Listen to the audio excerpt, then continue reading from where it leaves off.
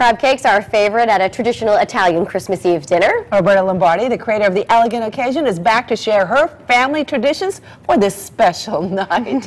Welcome back. So it's great to have you with us. Great to be with you guys. And this is a special recipe. Yes, it is. My husband is from Maryland, and so he knows what a true crab cake should taste like. So, you know, when I met him, any crab would do. He's like, no, you have to have the real jumbo lump. It has to be, you keep the pieces whole. You don't mix it too much. It's very little breadcrumb. And he's right, and they are terrific. And fish is crucial on Christmas Eve for any Italian. Yes, it is. Growing up, my mother used to have the big pot with the snails, and she used to beat the snails down. They'd be crawling out of the pot, and she'd have the wooden spoon pushing them back into the steaming pot. We've changed our menu up a little bit since I was little. I'm sure you have some funny stories to share. Especially on Tuesday, we had Chef Sylvia who had the pulpa, the octopus. Oh, yeah. He brought in the entire one. It was enormous and tasty, though, for sure. So what do we make? We're making the crab cakes today. We're making the crab cakes. So I have here a pound of jumbo lump crab. Jumbo lump, okay. Now in this bowl I have 1 egg that I'm just going to lightly beat. What I like to do is combine my wet ingredients to almost make a sauce so that I don't have to mix too much with the crab and break it up too much. So I have a tablespoon of Dijon mustard. I have a 1/4 cup of mayonnaise. Real mayonnaise. Real mayonnaise. These are a little fattening, but heck, it's Christmas. Exactly. Who cares? I have 2 tablespoons of plain breadcrumb.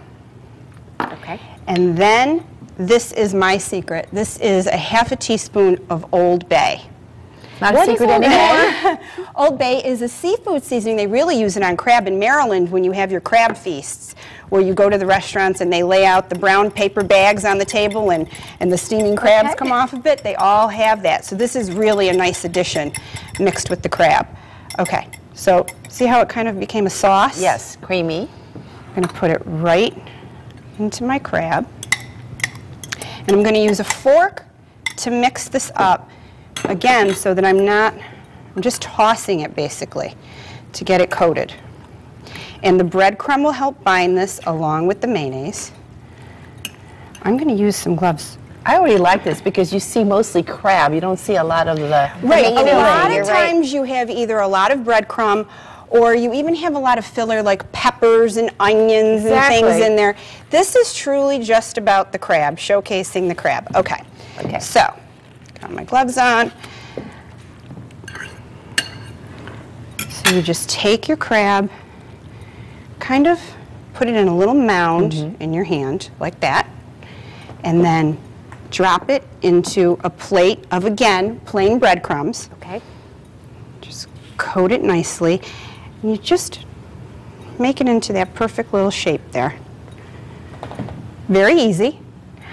This is a time saver. Do it the day before. All of this can be done 24 hours in advance. And then you put it in the fridge? Cover them tightly, put them in the fridge, and you are done until you're ready to fry. Well, that looks beautiful. Which is where we are now. Now we're ready to fry. So we have olive oil in the pan? Olive oil and a little bit of butter, so about a tablespoon of each. And these are going to fry up until they are golden brown. Just a couple of minutes, we'll heat that up a little more. Because essentially the crab is already cooked, so you don't really need to... Yeah, you don't need to worry about that. It's just basically to get that golden brown crunch and to heat the crab through, and they're going to be delicious. And this is your finished product. And you serve it with? I serve it with a little remoulade, which is just mayonnaise, Dijon mustard, cornichons, or you can use a dill pickle if you don't have cornichons, a little garlic, and some fresh tarragon and some parsley. Just whip that up, and as you can see, beautiful. Beautiful. Roberta, while delicious. these are cooking, let's talk about the twist on the pignoli nut cookies. Okay. We've been eyeing these cookies. So you see these as pignoli nut cookies. Usually you have to find them at, an Italian cafe in Hartford or in New Haven. We make these. This recipe's been in my family since I was very, very young. And it's just one of our traditional Christmas cookies, and they're made with almond paste. And so simple to make, so delicious. It's almond paste, breadcrumbs, egg whites, sugar.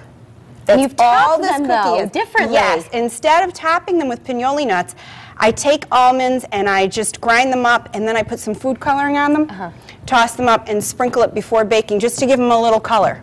And that way the almond is carried through all the way. And this is a favorite cookie to serve during the holidays. Definitely a favorite. I do a huge cookie tray, and I give them as gifts as well to people.